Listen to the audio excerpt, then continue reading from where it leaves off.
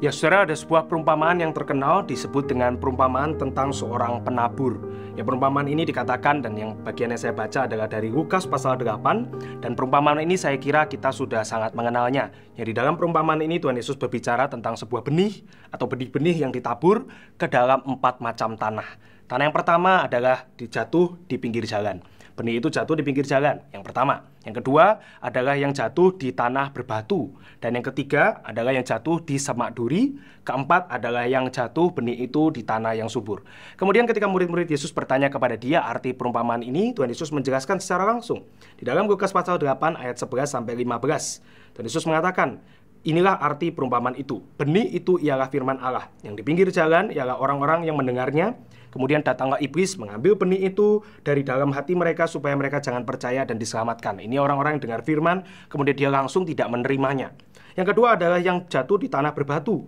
Orang-orang ini menurut Tuhan Yesus adalah yang dengar firman, menerimanya dengan gembira, tetapi mereka tidak berakar. Ya, tanah berbatu, tidak ada tanah di sana. Mereka percaya sebentar, tetapi ketika cobaan itu datang, mereka menjadi murtad. Yang ketiga adalah yang jatuh dalam semak duri. Ini adalah orang-orang yang dengar firman itu, di dalam perjalanan hidupnya berarti sudah ada pertumbuhan, tetapi kemudian terhimpit oleh kekhawatiran. Tuhan Yesus katakan kekayaan dan kenikmatan hidup, sehingga mereka tidak menghasilkan buah yang matang. Dan yang terakhir, Tuhan Yesus katakan adalah yang jatuh di tanah yang baik. Artinya orang-orang mendengarkan firman itu, menyimpannya dalam hati mereka, menyimpannya dalam hati yang baik dan mengeluarkan buah dalam ketekunan.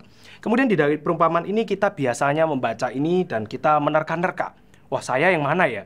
Ya kayaknya atau semoga saya adalah tanah yang subur. Oh, harapan saya, anak saya atau pasangan saya atau keluarga saya juga adalah tanah yang subur. Kalau kita melayani, kita berharap jemaat adalah tanah yang subur. Atau celakanya ya mungkin ada orang yang kemudian menuding-nuding, menerka-nerka.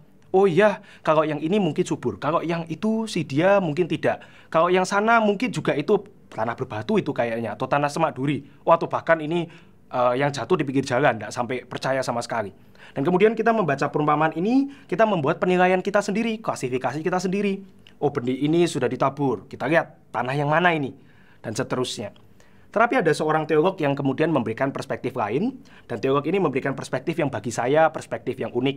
Bapak Ibu, terlepas daripada jenis tanahnya, memang Tuhan Yesus katakan ada 4 macam di dalam perumpamaan ini, tetapi ada satu orang yang menyoroti bukan jenis tanah yang mana. Bukan yang utama daripada teks ini adalah kita tanah yang A atau yang B atau yang C atau yang D. Tetapi kita juga bisa fokus kepada yang menabur daripada benih itu. Ya kalau Bapak Ibu gardening gitu ya, berkebun di rumah, kemudian mendapatkan satu benih atau memiliki satu benih yang mau ditaburkan, yang mau ditanam, maka saya kira Bapak Ibu akan menyiapkan pot yang baik atau menyiapkan lahan yang baik, menggali tanah yang baik, sudah dicangkul, kemudian biji itu kita letakkan di sana atau benih itu kita letakkan di sana, kemudian kita timbun dengan baik dan kita siram. Saya kira kita akan menjadi seorang penabur yang demikian. Kita akan menjadi penabur yang tidak asal-asalan. Kita akan menjadi penabur yang memperhatikan bagaimana cara kita menabur. Tapi kalau kita melihat di dalam perumpamaan tentang seorang penabur ini, dan kita membacanya sebagai Tuhan yang adalah seorang penabur, maka kira-kira kita akan mendapatkan gambaran yang seperti apa? Saya kira penabur di sini bukan penabur yang pelit. Saya kira penabur di sini adalah penabur yang ternyata justru membagikan benih dia dengan begitu luar biasa. Dia bukan seorang penabur yang cari tanah yang baik saja dan diletakkan di sana. Dia bukan seorang penabur yang hanya mencari tanah jenis tertentu dan kemudian menaruh benihnya di sana dan mengesampingkan semua yang lain. Tetapi di dalam gambaran ini, penabur ini yaitu Allah adalah yang menabur dengan begitu luar biasa. Dia bagikan itu benih dia. Dan kemudian seorang teolog ini menyoroti, membuat sebuah interpretasi yang bagi saya itu sangat menggugah.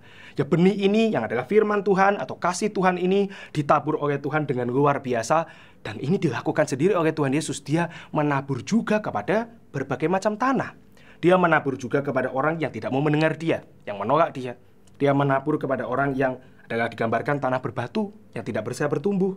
Dia menabur juga firman Tuhan itu, kasihnya itu kepada tanah yang berisikan semak duri dan kemudian orang meninggalkan dia ketika ada penganiayaan dan seterusnya. Atau dia juga menabur itu kepada tanah yang subur. Tuhan tahu tanah mana yang subur. Tuhan tahu tanah mana yang baik yang kemudian akan menghasilkan sebuah pertumbuhan. Tetapi Tuhan di dalam hal ini dia digambarkan sebagai seorang penabur yang tidak efisien. Ya, pada hari ini kita mau menjadi orang yang efisien. Apapun sebisa mungkin efisien. Kita harus bekerja dengan efisien, kita mengatur dengan efisien, dan seterusnya. Tetapi, salah satu pelajaran yang kita bisa ambil dari interpretasi ini adalah tidak ada kasih yang diberikan dengan hitung-menghitung. Tidak ada kasih yang diberikan dengan mengukur efisiensi. Saya kasih sekian, saya harap sekian. Itu bukan kasih. Kasih di dalam Alkitab adalah kasih yang digambarkan seperti penabur yang tidak efisien ini. Dia tidak memilih-milih, tapi dia menabur dengan begitu luar biasa. Dia menabur dengan begitu generous. Kasih daripada penabur ini, kasih daripada Allah ini, yang juga Kristus itu lakukan di dalam hidup dia. Dia bagikan dengan begitu generousnya, begitu murah hatinya kepada berbagai macam orang.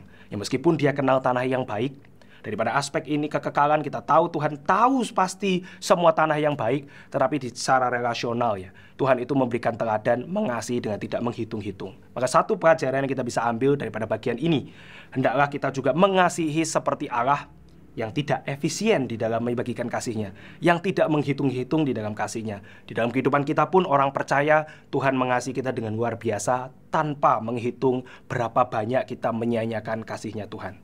Jadi terlepas daripada tanah yang mana atau harapan kita menjadi tanah yang bagaimana, mari kita belajar mengasihi seperti Tuhan di dalam perumpamaan penabur ini. Tuhan memberkati.